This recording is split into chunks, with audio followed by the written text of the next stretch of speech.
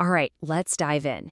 I want you to just imagine for a second the sounds, the smells of a busy Armenian market. It's really the heart of local life. Today, we're going to do more than just learn a few phrases. We're going to give you the confidence to step right into that scene, connect with people, and find your own treasures. This is your guide to shopping like a local. Okay, picture this. You're there. The air is just filled with the amazing smell of fresh lavash bread and all kinds of spices. You can hear vendors calling out, people are chatting, tables are just piled high with colorful fruits and handmade crafts. It is a total feast for the senses. And in the next few minutes, we're going to make sure you can be a part of that conversation, not just standing on the sidelines. This isn't just about buying souvenirs. Think of it as a mini adventure right into the heart of Armenian culture.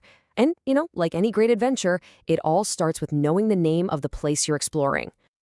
So our adventure kicks off with one absolutely essential word, shuka.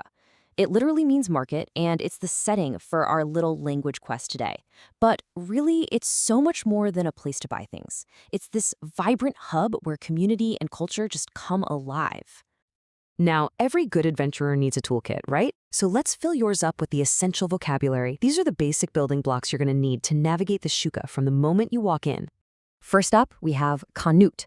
Now, this is your general word for a shop or a store. Think of a place with four walls and a door. It's a super useful word, but let's be real, our main focus today is on the much more exciting open-air shuka. Next, we have the absolute core of any transaction, jin. It simply means price. This is the number we're hunting for, the key to the whole exchange. And of course, to pay the jin, you're going to need some pog, which means money. And specifically in Armenia, you'll be using the dram, so that's the pog we're talking about here.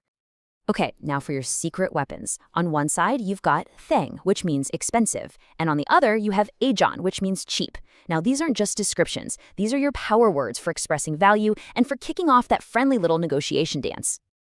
All right, so we've got the keywords down. Now, let's actually put them into action. This next section, it has the single most powerful and practical tool in your entire shopping toolkit.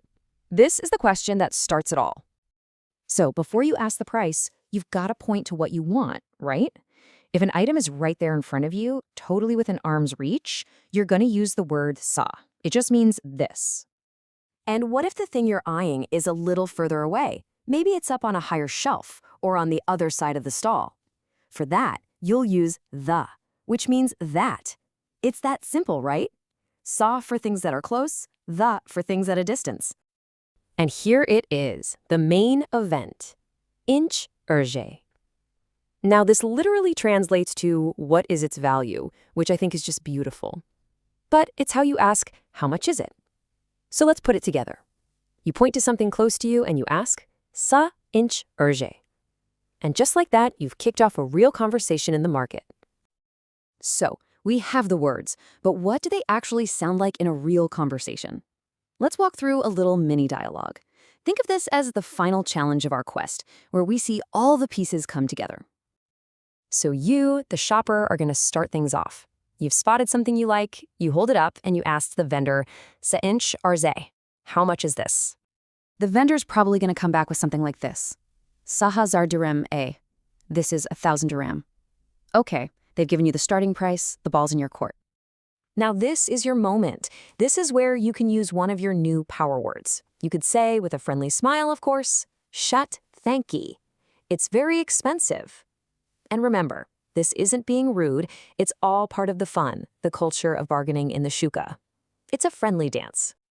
And success. The vendor might just smile back and say, Love yesk tam kez is on. Okay, I'll give it to you cheaper. Look at that. You've successfully engaged in the art of the bargain. Well done. Okay, you've seen the vocabulary and you've seen it in action. Now for the final stage, putting it all together so you can practice on your own. This is your reward, the power to actually form your own sentences. So, to state what you want to do really clearly, you're going to start with this powerful phrase. Yes, uzum em. It simply means I want. And what is it that you want to do? Well, you want to kanel, which means to buy. So let's just slot that right in. Yes, uzum em kanel. I want to buy. See how that works? So here's a super simple two-step routine you can practice. Step 1, you state your intention. Yes, uzumem genel sa. I want to buy this. Step 2, ask about something else you see. Inch arjada. How much is that? If you can master this little sequence, you'll have the confidence to handle pretty much any market interaction. And there you have it. You've got the essential words, the key phrases, and a little glimpse into how the conversation flows. So really, the only question left is, now that you have the tools, what amazing treasure are you going to find in the shuka?